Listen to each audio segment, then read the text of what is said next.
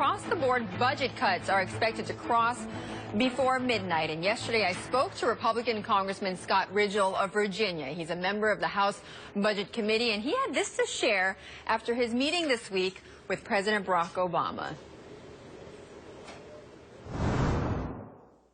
I walked into the meeting with the president concerned about his lack of leadership and being specific on how we address overall spending and specifically how we address sequestration. Unfortunately, I left the meeting with the same concern. Well, on the Democratic side of that House Budget Committee is Congresswoman Gwen of Wisconsin. She is also on the Democratic Steering and Policy Committee. Congresswoman, thank you so much for joining me. Let me get your reaction from your fellow House member there who says that the president has not shown the leadership during these budget talks. Well, let me say, with all due respect, the president doesn't have a vote in the United States Senate nor in the House of Representatives. And it is our job, I think, to put together a proposal, vote on it up or down, and send it to the president's desk. You know, yesterday we saw in the United States Senate that Republicans had a proposal to simply punt it to the president and to allow him to determine what the $85 billion, how they were to be, how to replace the $85 billion sequester. Right. And so you would think that there would be some institutional pride on determining what those cuts ought to be. We don't have a monarchy here. But Congresswoman, I mean, he, as you point out, doesn't have a vote, but he certainly has a responsibility to make sure that we take care of this issue. And the problem that many of those who've observed the talks is that they've seen very little interaction between the president and the Republican leadership. Well, that's exactly the case. The president has laid out a great many proposals. First of all, his big deal, which really did have many of the mandatory programs on the table, Social Security, Medicare, was on the table, but he also had revenue on the table.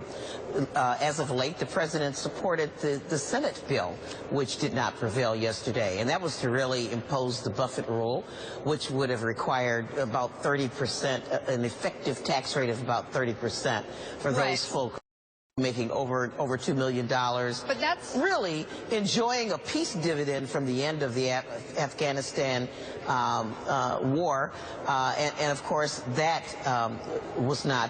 did not prevail. Well, and so, you know, the president has made some efforts to put some legislation in front of us. Well, but the problem is that the efforts include revenue increases that the Republicans say is a complete non-starter because, you know, the Republicans are saying, look, they already gave in to revenue increases during the fiscal cliff discussions, and that's it. You know, that essentially they told the Democrats that we're going to give in this time, but in return, you give us the spending cuts, and now they're being given revenue increases again. Well, it sounds like some petulant children that I've already raised who said what they aren't going to do. The president has said all along that he wants a balanced approach throughout this. I mean, $1.5 trillion of spending cuts were already enacted even before we dealt with the fiscal cliff issue on New Year's Day. Yeah. And so there has been plenty of spending. Now, you know, the House Republicans really want to see a much more draconian, dramatic cut in spending, something like 3 times this sequester, and to take it really out of the hives of our food. No, I understand that. If it's 3 times, when you're talking about 3 times the sequester of what we're talking about for this year, $85 billion, that's still less than what we're talking about in terms of the revenue increases that the Republicans gave during the fiscal cliff discussions. No, it's not, because the Republicans really don't want to count what was done prior to January 1st. There was already $1.5 trillion in cuts before January 1st, where there were even more cuts.